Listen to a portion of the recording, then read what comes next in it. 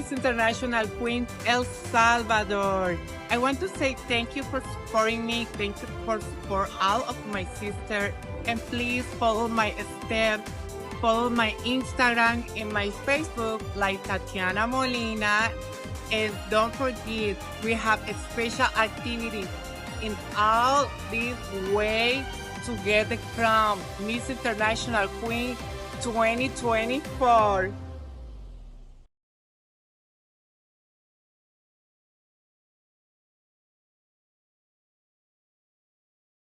Primera mujer trans de El Salvador en competir en el concurso de belleza para mujeres trans Miss International Queen 2024. La muy bonita, ¿para qué le digo que no? Sí, sí.